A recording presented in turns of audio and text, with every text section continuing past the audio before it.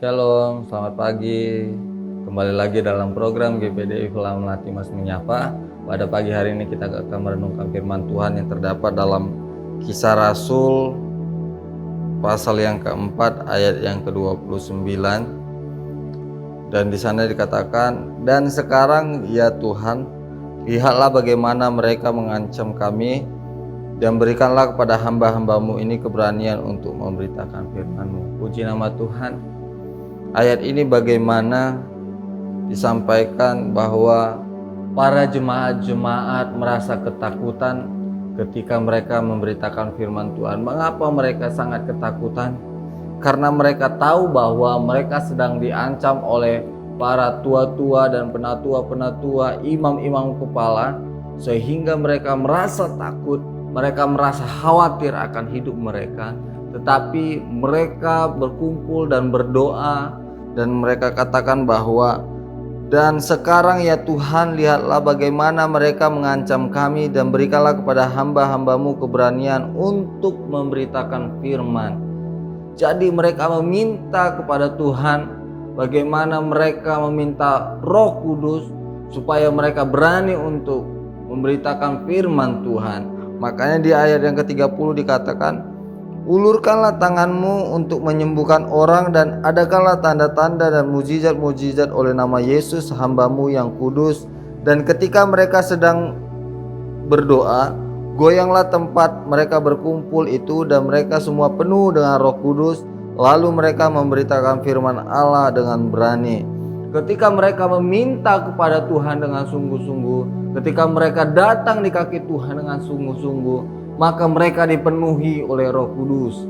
Ketika mereka dipenuhi oleh Roh Kudus, mereka berani memberitakan firman Tuhan. Bukan karena kuat gagah mereka, tetapi semuanya karena Roh Kudus bekerja di dalam mereka, yang memampukan, yang menguatkan, yang menghiburkan, yang mengajar, sehingga mereka semakin kuat di dalam Tuhan, semakin berani memberitakan firman Tuhan. Padahal di awalnya mereka khawatir, padahal di awalnya mereka sangat ketakutan, tetapi ketika mereka datang di kaki Tuhan, meminta Roh Kudus kepada Tuhan, sehingga mereka diberikan Roh Kudus dalam hidup mereka, dan mereka berani memberitakan firman Tuhan.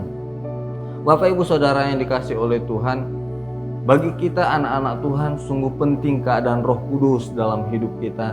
Kita penting berada di dalam bait suci Tuhan. Kita penting dalam hadirat Tuhan. Karena apa? Tanpa Roh Kudus, tanpa hadirat Tuhan, kita tidak ada apa-apanya, Bapak Ibu Saudara yang dikasihi oleh Tuhan. Kita bisa melayani Tuhan, kita bisa bekerja untuk Tuhan karena Roh Kudus ada di dalam kita. Kita tidak ada apa-apanya tanpa Roh Kudus. Makanya di ayat yang ke-24 dikatakan, ketika teman-teman mereka mendengar hal itu, berserulah mereka bersama-sama kepada Allah, katanya, "Ya Tuhan, Engkaulah yang menjadikan langit dan bumi, laut dan segala isinya." Dikatakan bahwa mereka bersehati berkumpul bersama-sama meminta kepada Tuhan supaya mereka diberikan Roh Kudus.